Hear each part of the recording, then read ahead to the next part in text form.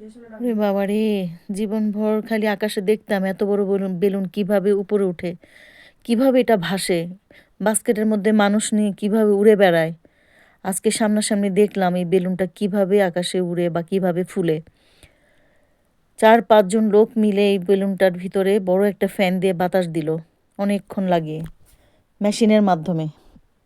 তারপরে যখন বেলুনটা ফুলে উঠলো, তারপর দেখলাম যে আগুন জ্বালিয়ে দিল। 2টা সিলিন্ডারে থাকে, সিলিন্ডারের মধ্যে তারা আগুন জ্বালিয়ে দিল কীভাবে যেন পাইপের মাধ্যমে।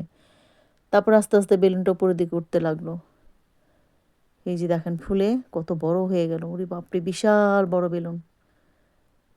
এই বেলুনে আমার চড়ার শখ ছিল, কিন্তু সামনাসামনি দেখার পর আমার শখ মিটে গেছে। ভয়ঙ্কর লাগতেছিল। যাই হোক, লোকরা আমার অনেক টানাটানি করছে, আপা উঠেন, ম্যাডাম উঠেন। আমি বলছি না ভাই, আমি উঠবো না। আমার 3 বাচ্চা উঠলো, আমার মেয়েরা ছেলে উঠলো। ওই যে দেখেন আস্তে আস্তে বেলুনটা উপরের দিকে উঠে যাচ্ছে। বাতাস আর আগুনের গ্যাসের মাধ্যমে ধাক্কা এটা উপরের দিকে উঠতেই থাকে, উঠতেই থাকে।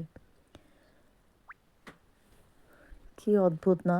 মানুষের কি আবিষ্কার দেখেন, কত কিছু আবিষ্কার করে ফেলে, কিভাবে কি করে। সেই ছোটবেলায় দেখতাম টিভিতে, এটা কি করে সম্ভব, কিভাবে উড়ে, কতই বা মজা। আমার অবশ্য ভয় লাগতো তখনই, এখন সামনাসামনি আমার আরও ভয় লাগতে শুরু করলো যে না বাবা, আমি উঠবো না। উঠে দেখেন আমার বাচ্চারা উপর থেকে অবশ্য ভিডিও করছে। কি অদ্ভুত মানুষের আবিষ্কার! আমি দেখি আর আশ্চর্য হই। আল্লাহ ভাগ্যে দিছে আজকে সামনাসামনি দেখার, দেখলাম। আল্লাহ এটাও ভাগ্য দিল, কত সুন্দর দৃশ্য চারিপাশে। আল্লাহ জান্নাত তৈরি করে দিয়েছে নিজ হাতে। পৃথিবীর প্রতিটা কোণা যেন জান্নাত। আলহামদুলিল্লাহ, আল্লাহ দেখার ভাগ্য দিছে, সৌভাগ্য দান করছে, আলহামদুলিল্লাহ। দেখেন কি বড় বেলুন, নিচ থেকে কত ছোট মনে হচ্ছে। বেলুনটা একটু একটু করে ঘুরছে। আমি আপনাদের সাথে শেয়ার করলাম। অ্যাকচুয়ালি অনেকেই তো আমার মতো কিউরিসিটি থাকতে পারে যে এই বেলুনটা কীভাবে ফুলানো হয়, কিভাবে আকাশে উড়ে, কিভাবে তারা এতগুলো মানুষ মিলে এটাকে ফুলায়। আমার কিন্তু ভীষণ ভয় লাগতেছিল। ওরা উপরে উঠে ওদের কি ফিলিংস।